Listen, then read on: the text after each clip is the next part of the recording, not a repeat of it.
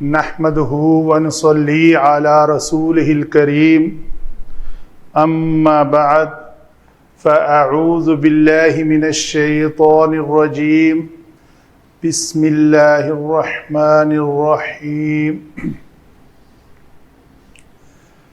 سورۃ الملک آیت نمبر 9 تجوید کے قواعد کے مطابق پڑھتے ہیں۔ اس کلمے میں مد متصل واجب ہے، جو کہ ایک کلمہ ہے جا، اسی کلمے میں محل مد ہے الف مدہ، اور ساتھ سبب مد حمزہ بھی اسی کے کلمے کے اندر ہے، تو اس لیے اسے مد متصل کہتے ہیں۔ قولو الف جب بھی پر حرف کے بعد آئے تو اس الف کو پر ادا کیا جاتا ہے، جب یہ پتلے حرف کے بعد آئے تو اس الف کو پتلا، یہ ہوگا نا اور یہ ہوگا قو۔ قالوا بلا قد جاءنا نذیر فکذبنا، بعض جب بھی ساکن آئے اس کے اوپر قلقلہ کریں گے، سانس اجازت نہیں دیتی آگے جانے کی، تو یہاں پہ ہم نے وقف کر لیا اور اس کلمے سے ہم آگے لوٹا لیں گے، اعادہ کر لیں گے۔ فَكَذَّبْنَا وَقُلْنَا مَا نَزَّلَ اللَّهُ مِن شَيْءٍ إِنْ أَنْتُمْ، پھر میری سانس نے اجازت نہیں دیا، پہلے ہم پہ کیسا ہو گیا، غلطی ہوئی، یہاں پہ دوبارہ لوٹا لیتے ہیں۔ وَقُلْنَا مَا نَزَّلَ اللَّهُ مِن شَيْءٍ إِنْ أَنْتُمْ إِلَّا فِي ضَلَالٍ كَبِيرٍ۔ اس نون ساکن کے بعد حمزہ ہے تو ہم اس نون کا اظہار کریں گے۔ اس شیء کی تنوین کے بعد ان کا حمزہ ہے تو یہاں پہ بھی اظہار کریں گے، تو آگے نون ساکن کے بعد حرف اخفا میں سے تا ہے تو یہاں پہ اخفا ہوگا۔ یہ ہوئی جی تجوید کے مطابق شارٹ ڈیٹیل۔ آگے چلتے ہیں علم صرف، کلمات کیسے بنتے ہیں حرف مصدر سے۔ تو پہلا ہی کلمہ ہے ہمارا قولو، بہت بار استعمال ہو چکا ہے، اس کا مادہ قاف واو لام ہے، قول باب نون سے آتا ہے، نون سے مراد ہے نصر ینصر، تو یہ قوالا یقبولو سے بنے گا، اصل حرف ہیں۔ جب قوالا میں واو کے اوپر پیش کی وجہ سے قاف، واو کے اوپر زبر ہے، قاف کے اوپر بھی زبر ہے، تو واو متحرک کا ماقبل اگر مفتوح ہو تو الف سے بدل جاتا ہے، تو یہ واو الف میں بدلی قولا قولا قالو، تو یہ ہمارا فعل ماضی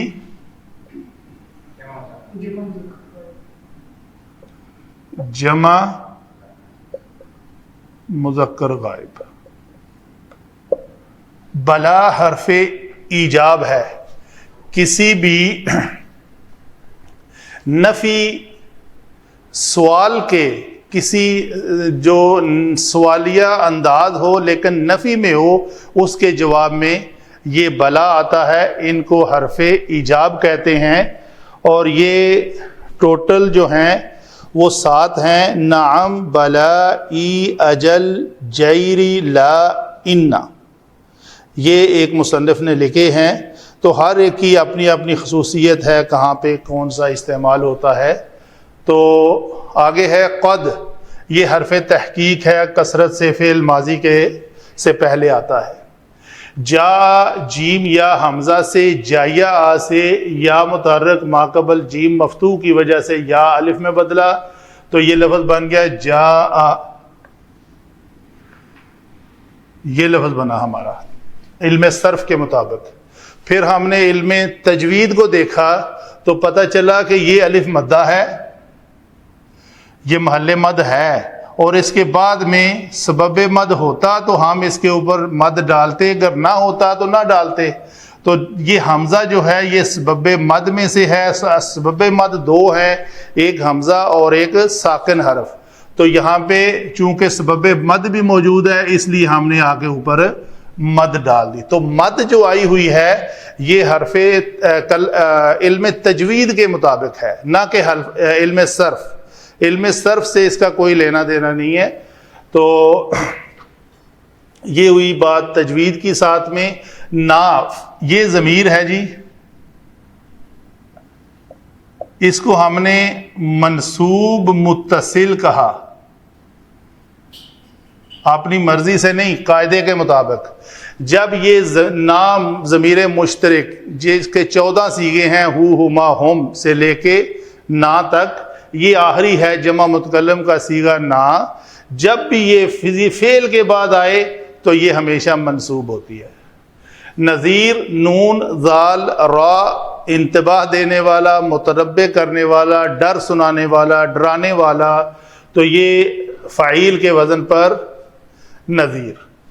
فا حرف عطف ہے، کذبنا، تو یہاں پہ یہ تفعیل کا باب ہے، تو یہ فعل یفعل سے آتا ہے، تو ہمارا یہ باب جو ہے کذب، تو ہم کہیں گے یہ فعل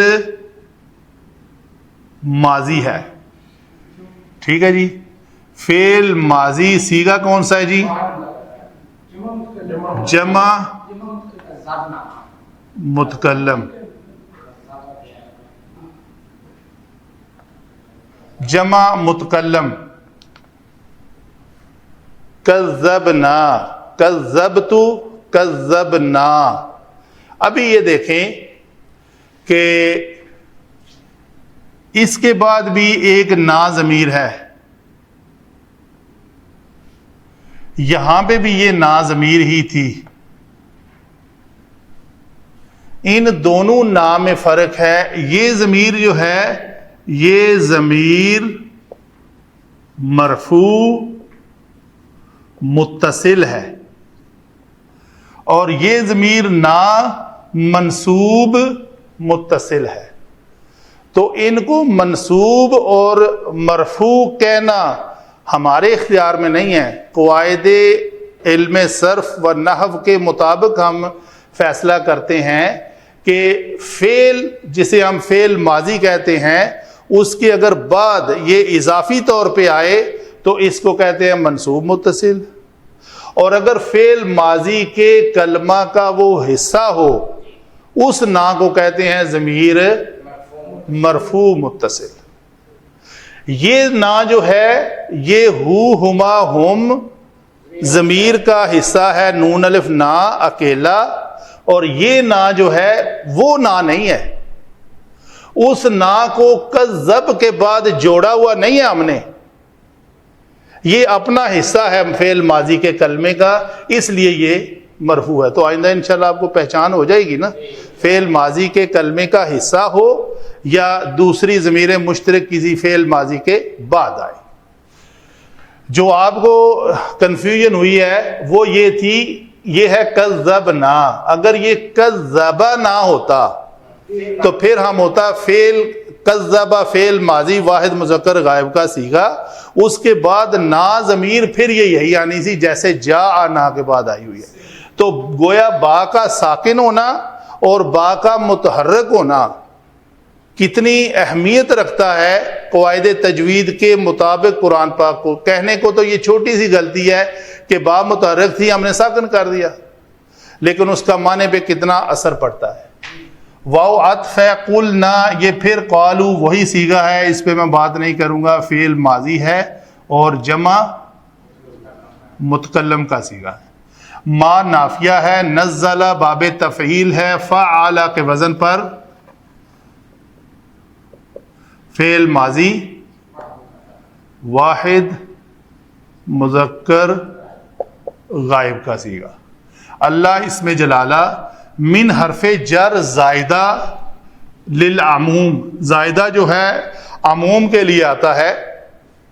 من کی بھی بہت تقریباً 10-11 اقسام ہیں، تو ان اقسام میں سے یہ ایک قسم ہے من حرف جر زائدہ جو عموم کے لیے آتا ہے. ایک اور ذکر کر دوں، من تبعیدیہ آتا ہے، یعنی کل میں سے کوئی ایک جز. مثال کے طور پہ تیسرا پارہ شروع ہوتا ہے حافظ صاحب تلک الرسل فضلنا، آگے منہم، وہ من جو ہے وہ من تبعیدیہ ہے. منہم من کلم اللہ، ان میں سے کچھ ہیں جنہوں نے اللہ سے، ہر ایک نے نہیں کیا. تو یہ من جو ہے اس من کو تبعیدیہ کہتے ہیں. آگے من شیئن اسم ہوا فاعل کے وزن پر، ان نافیہ ہے، انتم ضمیر مرفوع منفصل، ہوا ہما ہم، ہیا ہما ہن، انت انتما انتم. تو یہ کون سا صیغہ ہوا جی؟ جمع مذکر حاضر کا صیغہ. الا کلمہ حصر ہے یہاں پہ، فی حرف جر، دلال دعاد لام، لام مادہ سے، فعال کے وزن پر مصدر کلمہ ہے، اور کبیر کاف با را سے فعیل کے وزن پر صفت مشبہ ہے. کاف با را، یہ باب کاروما یکرمو سے آتا ہے کثرت سے، کاروما یکرمو، سوری کاروما یکرمو سے کابورا یکبورو، تو یہ اس وزن پر آتا ہے. یہ ہوئی جی ہماری علم صرف کے مطابق. جی آگے چلتے ہیں علم نحو کی جانب. علم نحو میں پہلا ہی کلمہ ہے ہمارا قالو. ہم نے ایک اصول وضع کیا ہوا ہے علماء نے، ہم نے نہیں، علماء نے، کہ ہر فعل کے اندر ایک ضمیر ضرور ہوگی. تو کبھی وہ مستتر ہوگی، چھپی ہوئی ہوگی، کبھی وہ بارز ہوگی. تو یہ جو فعل ماضی کا واحد مذکر غائب کا صیغہ ہے، اس میں یہ جو واو ہے یہ ضمیر ہے، اور چونکہ یہ فعل کے اندر ہے تو اس کو ہم ضمیر مرفوع متصل کہتے ہیں. جی قد جاء میں ہوا ضمیر مرفوع متصل اور مستتر، یہ بارز ہے. بارز کا مطلب ہے ابھرا ہوا، تو یہاں پہ یہ واو ابری ہوئی ہمیں نظر آ رہی ہے. تو جاء میں ہوا شکل میں کوئی لفظ ہمیں ابھرا ہوا نظر نہیں آ رہا، چھپی ہوئی ہے اس کے اندر ہے. نذیر آگے کلمہ ہے جو مرفوع ہے. کذبنا، اس میں یہ نا جو ہے یہ ضمیر بارز مرفوع متصل. قلنا، یہ نا وہی ضمیر بارز مرفوع متصل. نزلہ، اس میں ہوگا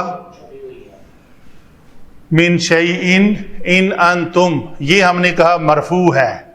دیکھتے ہیں مرفوع، یہ سب میں نے کیوں لکھ لیے مرفوع، کہ یہ جو مرفوع ہیں پھر ہمارا نیکسٹ آئے گا اس مرفوع کے بعد ہمارے پاس وہ جو 8 مرفوعات کا خانہ ہے نا، جس کو آپ نے رٹا لگا کے بھی انشاءاللہ یاد کرنا ہے.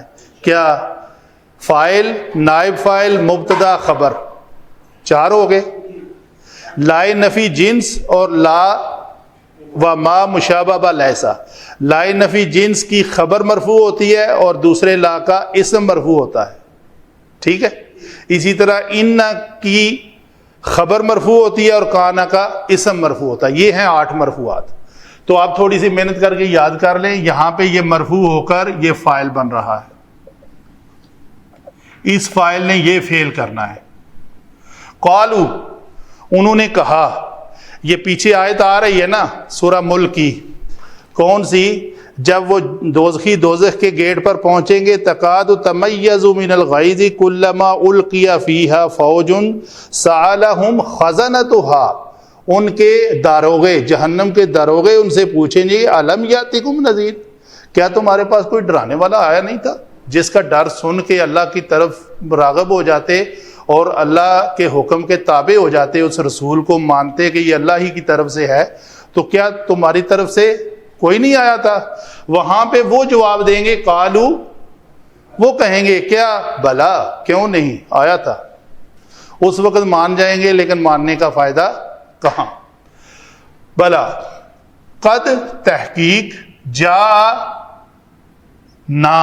اچھا یہ ناز جو ہے یہ ضمیر کون سی ہم نے لکھی تھی؟ منصوب. یہ جو مرفوع ہے ہوا اس کو ذکر کرنے کا یہاں پہ اس لیے ضروری نہیں ہے کہ اس کی جگہ پہ یہ ایک اس کے بعد ایک مرفوع اسم آ گیا ہے جس کو ہم نے اس کا فاعل بنا لیا. یہ مرفوع ہو کر فاعل ہے, یہ منصوب ہو کر مفعول بہ ہے اور یہ فعل ہے. تو گویا ہمارے پاس فعل, مفعول بہ اور فاعل تین چیزیں آ گئیں جملے کی. تو یہ جملہ فعلیہ ہمارا مکمل ہوا قد کے ساتھ, تحقیق پرزور, اس میں کوئی شک نہیں ہے. تو کیوں نہیں تحقیق آیا تھا ہمارے پاس نذیر, ڈرانے والا. تو ڈر سنانے والے سارے ہی پیغمبروں کی بات ہو رہی ہے. آیا تھا ہمارے پاس ڈر سنانے والا. عطف, اس کے بعد اس جا کا عطف اس فعل پہ کذبنا, ہم نے جھٹلا دیا. کذبنا میں یہ مرفوع متصل کہہ کر ہم نے اس کو کیا بنانا ہے؟ ان 8 مرفوعات میں سے فاعل. فعل کیا ہے؟ کذبا. کذبنا ہم نے جھٹلایا. تو نا فعل جمع فاعل پورا ہوا جملہ. واو پھر عطف قلنا, یہ بھی فعل جمع فاعل. ہم نے کہا کیا؟ ما نزل اللہ, ما نافیہ, نزل ہوا ضمیر مستتر جو ہے اس کا ذکر کرنے کی ضرورت اس لیے نہیں ہے کہ اس کے بعد یہ مرفوع اسم اس کا فاعل بنا. یہ فعل ہے. نہیں نازل کیا اللہ نے. نازل کرنے والا کون ہے؟ اللہ. تو اللہ نے یہ باب تفعیل سے آیا ہے. یہ نزلہ وہ اترا, وہ گرا. نزلہ اس نے اتارا, وہ اترا اس نے اتارا. وہ اترا فعل لازم ہے, اس کو متعدی بنانے کے لیے باب تفعیل کو یوز کیا گیا ہے اور وہ بن گیا اس نے اتارا. من شیئن کچھ بھی, عموم کے ساتھ کچھ بھی نہیں اتارا. تو یہ جو مرکب جاری ہے یہ متعلق فعل بنے گا. تو اللہ تعالی نے کچھ بھی نہیں اتارا. کلیئر ہوئی جی بات؟ آگے ایک بار پھر کر لیتے ہیں. وَقُلْنَا, قُلْنَا جو ہے یہ ما نافیہ سے لے کے یہاں تک ایک جملہ, اور آگے والا ان انتم الا فی ضلال کبیر, نہیں مگر تم ہو سری گمراہی میں. یعنی وہ اپنے تئیں کہہ رہے ہیں کہ ہمیں تو کوئی ایسی بات نہیں ہے. یعنی یہ ما نزل اللہ من شیئن جو داروغہ بات کر رہا ہے تو یہ ہیں جہنمی لوگ جو جہنم کے خازن کے پاس موجود ہیں. خازن نے پیچھے ایک سوال کیا, انہوں نے کالو کہا. کالو انہوں نے کہا, کیا کہا؟ بلا. اور یہ پورا جملہ قد جاءنا نذیر فکذبنا وقلنا, یہ یہاں تک یہ بات اس کے ساتھ ریلیٹ ہوئی. آگے قلنا کیا کہا؟ ما نزل اللہ من شیئن ان انتم الا فی ضلال کبیر. تو یہ ان جو ہے یہ نافیہ ہے.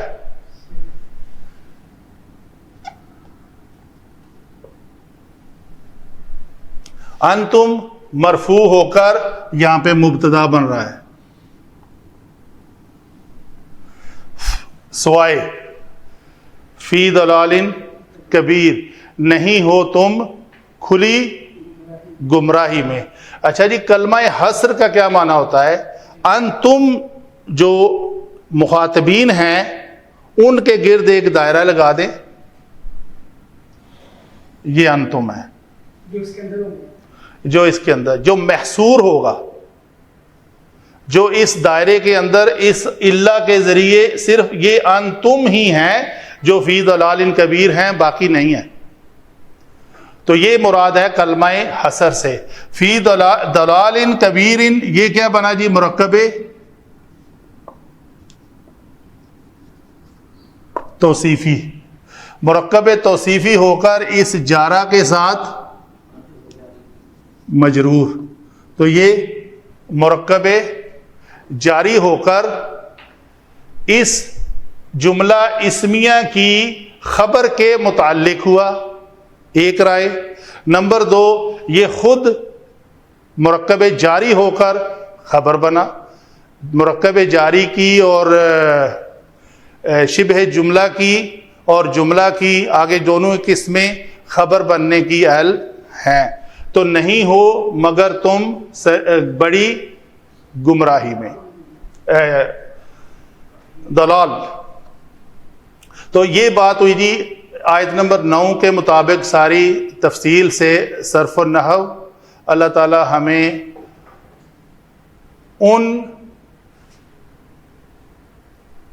اصحاب سے بچائے جن کو داروغہ جہنم پوچھے گا کیا تمہارے پاس کوئی نذیر نہیں آیا تھا. اللہ تعالی ہمیں ان سے دور رکھے اور اس قرآن کو پڑھ کر اس کے اوپر عمل کرنے کی توفیق عطا فرمائے.